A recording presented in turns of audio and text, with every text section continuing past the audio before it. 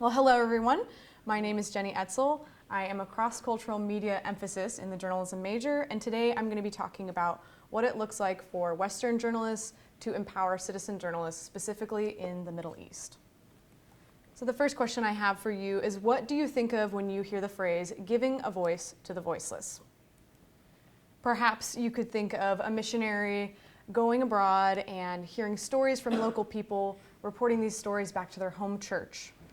Or maybe you think along the social justice route, and you think of somebody standing up for the rights of the marginalized and fighting legal institutions because these people cannot do it themselves.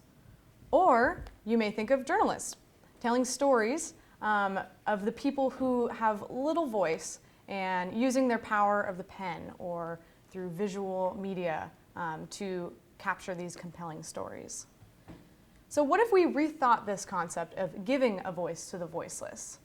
What if we actually treated the voiceless as people who had their own voice? And what if giving a voice to the voiceless actually looked like providing them a platform for their existing voice to be heard? Today in the Middle East, the way that stories are being told is changing very rapidly. Many journalists are leaving due to dangerous conditions. The most obvious of those are physical risks, such as bombings in areas such as in Aleppo and Syria. Another reason why Western journalists are leaving the Middle East is due to political threats.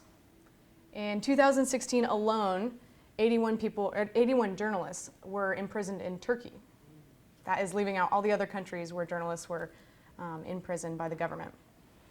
And the last reason why journalists are leaving these countries is because of terrorist threats and kidnappings. And as you may recall, in August of 2014, ISIS released the tragic beheading videos of James Foley and Stephen Stotloff, both of whom were covering journalism stories in the Middle East at the time. So professional media coverage is growing very scarce in these regions. Alessandra Massi, the managing editor at Syria Deeply, describes the current climate in the Middle East as such.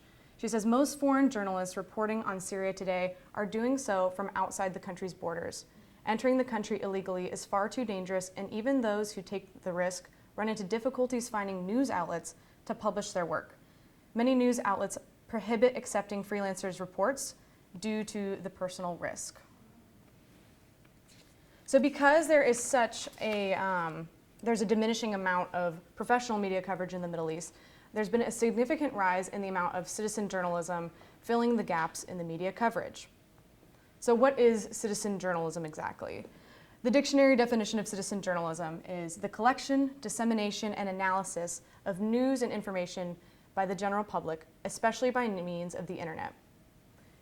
Jay Rosen, a journalism professor at New York University, describes citizen journalism as when the people formerly known as the audience employ the press tools and have in their possession to inform one another. That's citizen journalism. So basically, citizen journalism is when content is created by non-professionals and is typically published on the internet through platforms such as blogs or social media outlets. So we're living in a very unique time in history right now. Technology is highly advanced. You probably all have a cell phone in your pocket or your hand right now, and with these cell phones we can take pictures really quickly, post them really quickly. All of you, I guess, are involved in the journalism world, and you may have access to a DSLR camera, which can take even higher quality photos to post to the internet.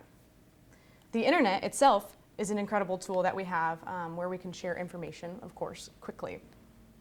And social media has opened up a way for journalists and just common citizens to connect with people from across the entire world. So with the tools and the resources that are available today, I feel that it is important for Arabs or people living in the Middle East to tell their own stories.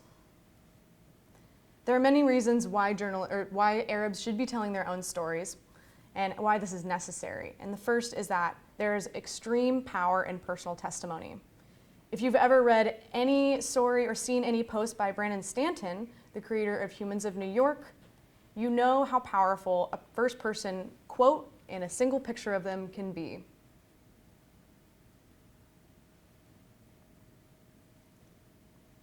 Even former President Obama was moved by a post that Brandon Stanton made, which was told from the subject's own words.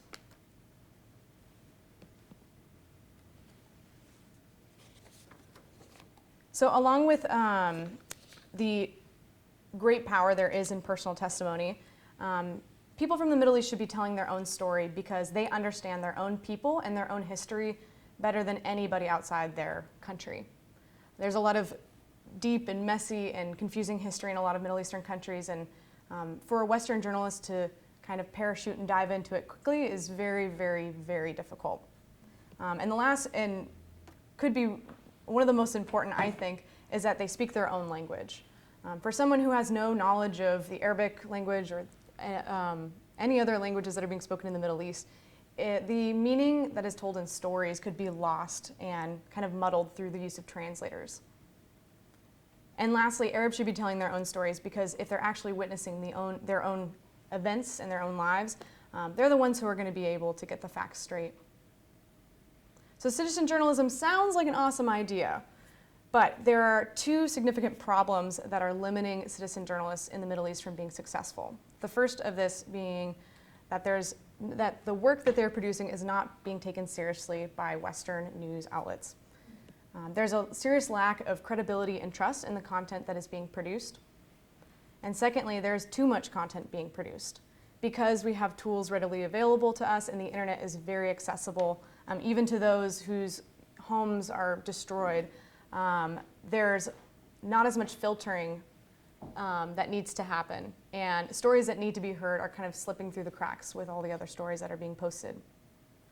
So in light of these roadblocks that prevent citizen journalists from being successful in the Middle East, there are three ways that Western journalists can help. First, through tools and training, through mentorship, and through advocacy.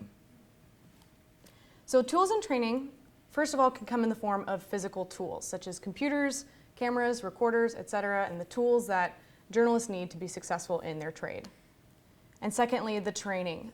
Fundamentals of journalism and reporting, skills and theories, these are all essential fundamentals that journalists need to be learning to be successful in their craft. Last semester, I was able to travel with the journalism department to Haiti and see this being practiced firsthand. The Haitian students that are being instructed by Biola faculty and Biola students have learned the basics of storytelling and are now mastering techniques on how to operate DSLR cameras to not only take photos and document their lives, but also take video, thanks to Stu. So the second way that Western journalists can help empower citizen journalists in the Middle East is through mentorship. After the initial training and tools being provided, it's important for the relationship between the citizens and the journalists to continue. This relationship can bridge the gap between journalists and citizens and create trust that is very, very necessary. This trust can maybe lead to journalists asking questions and getting these questions answered, and also the professional journalists being able to instill ethical practices in these citizens. And the teaching would continue to happen throughout the lives of the journalists, not just a one-and-done training session. And finally, since most professional media professionals are in a place of extreme power and influence, they have the power to advocate on behalf of the citizen journalists. So they're in a position where they can give the credibility to these citizen journalists that they've trained and become familiar with, to give them credibility in the eyes of the Western world. And also they have the power to help these citizens' stories not get lost in the web, but lift them up so that they can be clearly heard around the world. So this type of training, mentoring, and advocacy is happening, but in slightly different forms through different organizations. The first is called Witness, and it's a human rights organization that trains and supports citizens to take videos safely to ethically expose human rights abuse. And not only do they train people how to take these videos, but they also draw attention to specific videos so that they do not fall through the cracks.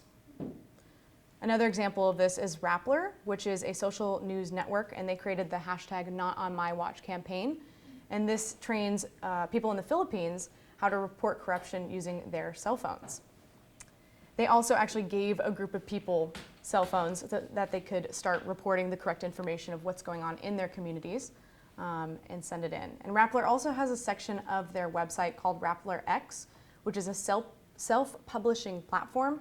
And this platform allows just everyday citizens to post news on a safe platform.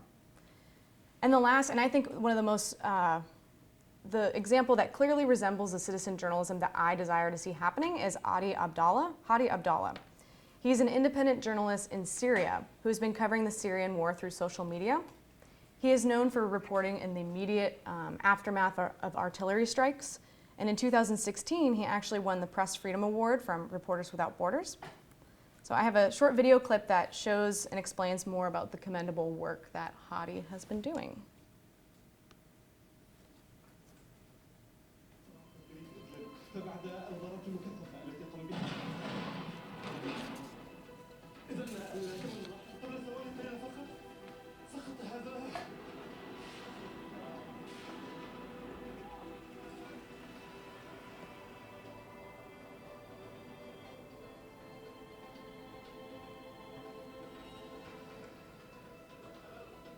الكل يبحث عن أطفالهم وأب يعتني طفلته بعد يلا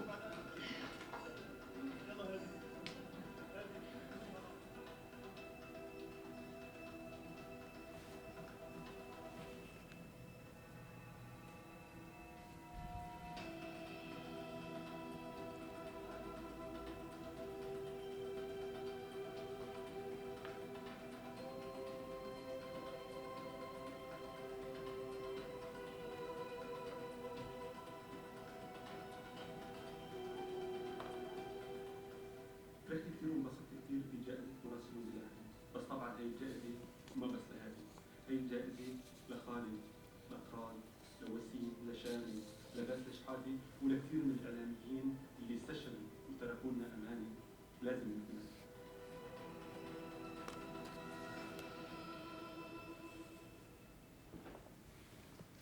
So why do I care about this? I've always been passionate about good storytelling, and not just good storytelling, but storytelling that captures the truth. In my own photos and stories that I write, I struggle to remove my own bias from what I am covering, and I found that there's so much more power in the first-person narrative being told rather than me trying to translate something through my own words. In my own personal encounters and conversations with people from the Middle East, whether that be people I've met in the US or abroad, refugees, immigrants, I have found the stories that they have told me to be so compelling, and I have known that I probably could not do justice to those stories if I tried to retell them to my friends and family. Since I started here at Biola, I've had a desire to help train people in how to be journalists themselves, and I've had a passion for advocating on behalf of my friends who I've seen growing in their talents. And I have a desire to see them succeed, especially those who are just starting out in pursuing endeavors in journalism. So this summer, I'm going to be doing my last internship for credit at Voice of the Refugees in Anaheim. And they're an organization that works with the incoming refugee population from the Middle East in Southern California. And I will be covering the stories of those refugees. And I hope in a lot of the stories I'll be able to hand them the microphone or the camera or the pen so that they can tell their own stories from their first-person account. So I believe that all human beings already have a very, very strong voice. And with those voices, they can tell very powerful stories. Stories like this have a profound impact. And we're called to give a voice to the voiceless in our careers. And I would love to center my career around doing this. But instead of being a voice for those people, I would like to give a megaphone to those who already have a voice. Thank you for listening.